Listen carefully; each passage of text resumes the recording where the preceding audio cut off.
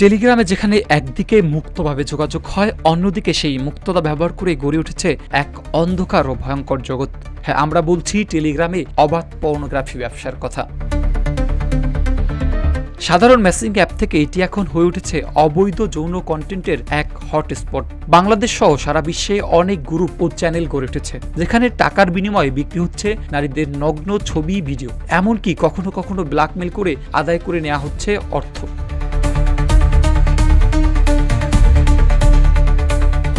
আমরা নতুন একটি অ্যাকাউন্ট থেকে ছদ্মনামে যোগাযোগ স্থাপন করার চেষ্টা করি কয়েকটি চ্যানেলের মূল এডমিনের সঙ্গে। চ্যানেলে বলা আছে প্রিমিয়াম নিতে এডমিনের সঙ্গে যোগাযোগ করতে। আমরাও শুরুতে জানতে চাই তাদের প্রিমিয়াম সেবা সম্পর্কে। দেখা যাক কি তথ্য দেন তারা। RICL TMX, যুগের পর যুগ স্থাপনা থাকে মজবুত। তার চ্যানেল থেকে জানতে পারি তার কাছ থেকে প্রিমিয়াম সার্ভিস নিতে ইনবক্সে যোগাযোগ করতে হবে। আমরা যোগাযোগ করি তার সঙ্গে। তার গ্রুপে তিনি জানিয়েছেন প্রিমিয়াম সার্ভিস নিতে দিতে হবে 500 টাকা। আমরা জানতে চাই এটা কিভাবে নিতে হবে। ফিরতি টেক্সটে নোমান জানান 500 টাকা বিকাশে পাঠালেই মিলবে লিঙ্ক। এবার আমরা পেয়েছি একটি বিকাশ নাম্বার। খোঁজ নিয়ে দেখা যাক বিকাশ নাম্বারটি কার নামে রেজিস্ট্রেশন।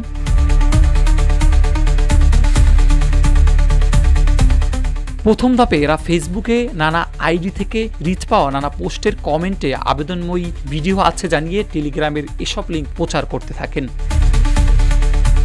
প্রথম ধাপে ফেসবুক থেকে মানুষকে টেলিগ্রাম চ্যানেলে আনার পর সেখানে প্রাথমিকভাবে তারা নানা সময়ে সামাজিক মাধ্যমে ছড়িয়ে পড়া নানা জনপ্রিয় ব্যক্তিদের আপত্তিকর ভিডিও, ছবি দিয়ে পরবর্তীতে প্রচার চালায় প্রিমিয়াম সার্ভিসের, আর হাতিয়ে নেয় কোটি কোটি টাকা। বিকাশ রেজিস্ট্রেশন আছে রানু বেগম নামে। একটি চ্যানেলের মূল এডমিন লাবিব, তার থেকেও জানার চেষ্টা করি কিভাবে নিতে হবে প্রিমিয়াম। ফিরতি মেসেজ দেখে চোখ কপালে ওঠার পালা। লাবিবের কাছে মিলবে প্রতিদিন 200+ কালেকশন। রয়েছে 15 দিন, 1 মাস, 2 মাস, 5 মাস ও 1 বছরের প্রিমিয়াম মেম্বারশিপ। কৌতূহল নিয়ে আমরা জানতে চাই আসলেই তার কাছে কত এমন আপত্তিকর ভিডিও আছে। পাঠালেন বেশ কয়েকটি ছবি। এবার চোখ সত্যিই চরক গাছ। আমরা এবার জানতে চাই অপ্রাপ্তবয়স্ক কলেজ পড়ুয়াদের আপত্তিকর ছবি, ভিডিও আছে কিনা। জানান তাও মিলবে তার কাছে। নেই মানে কিছুই, এখানে সব যেন আছে।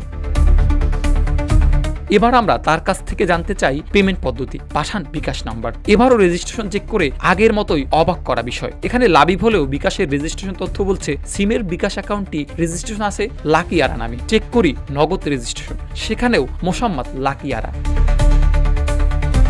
সন্ধান পাই এমন একটি চ্যানেলের যার মূল এডমিন আইডি প্রিমিয়াম সার্ভিস নামে। তার কাছেও আছে মেম্বারশিপ পদ্ধতি। তবে আমরা জানতে চাই তার কাছে অপ্রাপ্তবয়স্ক মেয়েরা আছে কিনা। জানালেন দেখতে চাইলে ছবিও পাঠালেন। আমাদের উদ্দেশ্য কোনো একটি চ্যানেলের মূল এডমিনের সঙ্গে সরাসরি দেখা করা। এবার আমরা জানতে চাই কত কম বয়সী মেয়ে আছে তাদের কাছে।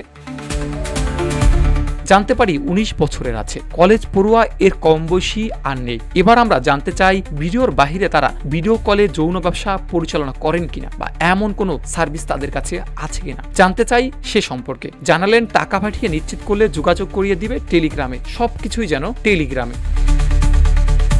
আমাদের উদ্দেশ্য সরাসরি যোগাযোগ, তাই জানতে চাই হোম সার্ভিস বা এমন কিছু আছে কিনা। জানান তাদেরই একজন দিতে পারবে, তবে তার কাছে নেই। যোগাযোগ করতে হবে টেলিগ্রামে। আমরা সম্মতি জানাই। এবার একটি টেলিগ্রাম অ্যাকাউন্ট থেকে যোগাযোগ করা হয় আমাদের সঙ্গে। জানানো হয় মেয়ে লাগবে কিনা। সারা দিই আমরা। জানান 1 রাতের জন্য দিতে হবে 8000 টাকা। অগ্রিম দিতে হবে অর্ধেক।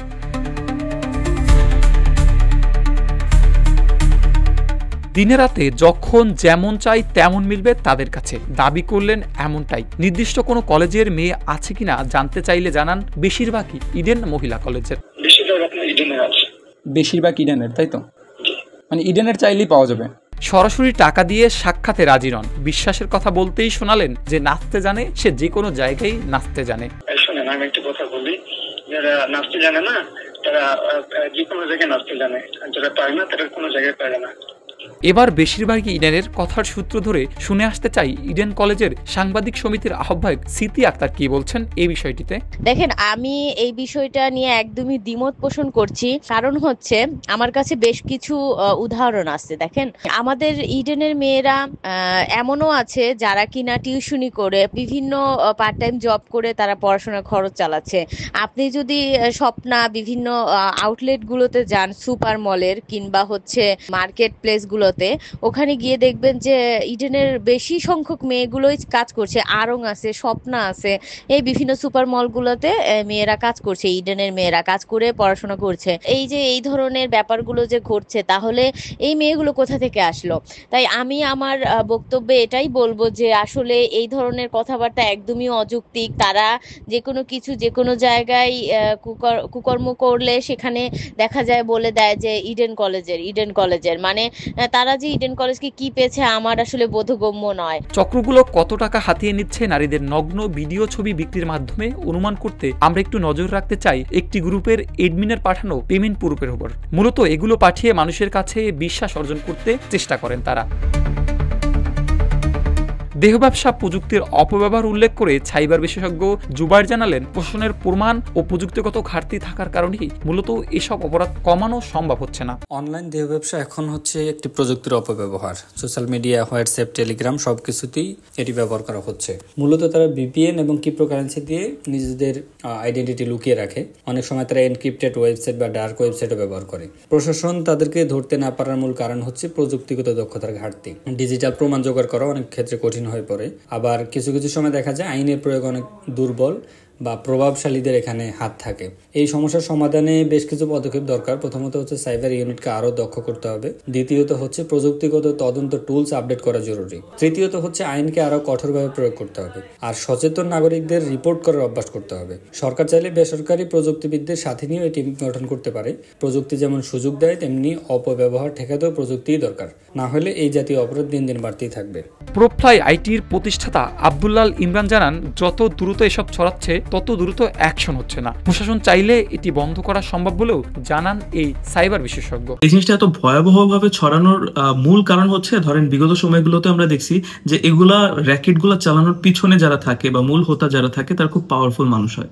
সো আমার মনে হয় যে এই জায়গাগুলা বন্ধ করা দরকার। আদারওয়াইজ হচ্ছে সমাজে এই জিনিসটা একটা ভাইরাসের মতো ছড়াচ্ছে এবং আরো ছড়াবে। ফলে আপনি নিজেও জানবেন না যে আপনার সঙ্গী কিংবা হচ্ছে আপনার আশেপাশের মানুষটা কি কি করতেছে ফর ফাইন্যান্সিয়াল ফ্রিডম। সো এই জিনিসটা খুবই ভয়ানক একটা ব্যাপার। আমার মনে হয় যে প্রশাসন চাইলে জিনিসটা বন্ধ করতে পারে।